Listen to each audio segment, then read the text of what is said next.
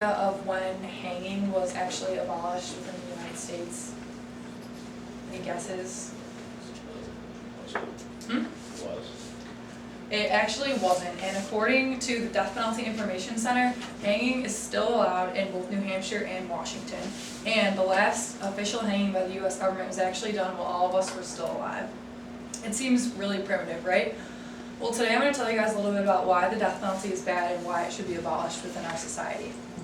Although it may not seem very prevalent in the news, the death penalty is allowed in all but 15 of our states, and so far in just this year there have been 14 executions, and the next one is scheduled in 6 days in Arizona.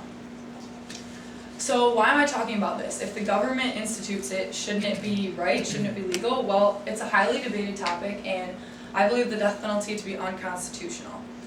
The 8th Amendment of the Constitution forbids cruel and unusual punishment.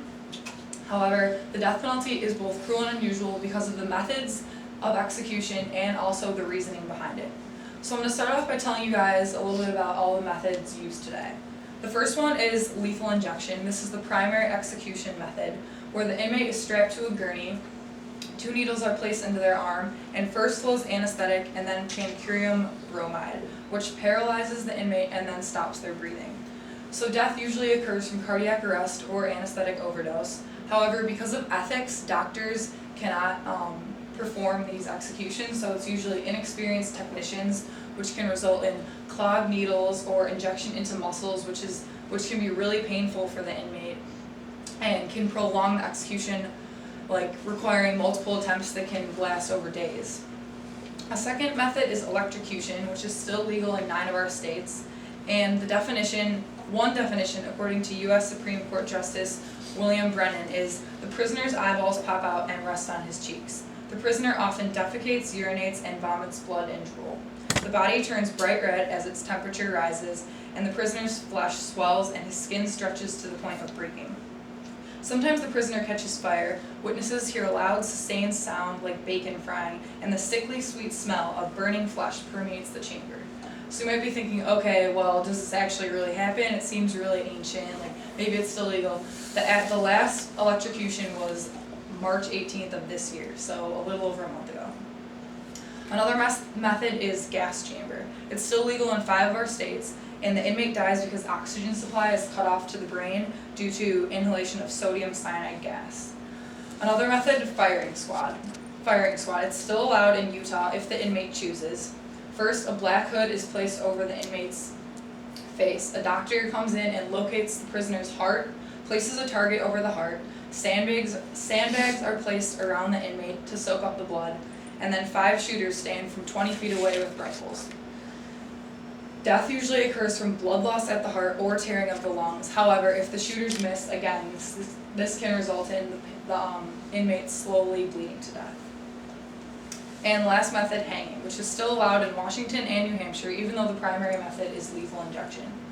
The inmate is blindfolded, their limbs are tied, and the noose is placed around their neck. A trapdoor releases under them, and usually the weight of their body should cause their neck to snap instantly. However, if calculations are done wrong, again, this can cause a slow and painful suffocation. So I think these definitions should be enough to convince you that these methods are cruel and unusual. However, another factor that I believe plays into it is the fact that it's unnecessary. Not only is it 8 times cheaper to defend a federal court case when death is not sought, it's completely unnecessary. Life in prison is a perfectly just option. The prisoner or the inmate, the criminal, they still pay for their crime, they still suffer. It's not letting them off easy, it's just a much more humane option. Also, the possibility of escape, which a lot of people justify the death penalty with, is so slim that it can't even be considered a factor. Also, life in prison doesn't eliminate the possibility of innocence. Since 1973, there have been 138 exonerations due to evidence of innocence. And so, is that fair to the people? What if that was one of your family members, maybe a friend or relative, that was on death row, and maybe it was too late? Maybe after they had been executed, evidence had come up that they had been innocent. That's not fair. Paul Dombransky, a doctor writing for USA Today, stated, "This is not religious, political, or logical, or legal logic. It goes against the core of humanity." And it does. It's wrong to go. Which leads me into my next point. It's hypocritical. It's wrong to murder in the United States, so why are we fighting fire with fire? Doesn't it seem wrong that we're murdering these people who are on death row for murder? The Albany Law Review states that when the law punishes by death, it risks its own sudden descent into brutality. Some people believe that it's right to establish revenge for these people. However, according to Gandhi, an eye for an eye leaves the whole world blind. Also, one other justification that a lot of people have is that murder victims' families feel safer when the criminal is dead. However, this is often untrue. Amanda and Nick Wilcox, whose daughter was murdered, according to murdervictimsfamilies.org, stated, "We had no control over what happened to our daughter, but we can choose how we respond. For us, part of that response involves speaking out for violence and against the death penalty." So again, it's very hypocritical, and there aren't actually a lot of supporters out there for it, despite what many people think.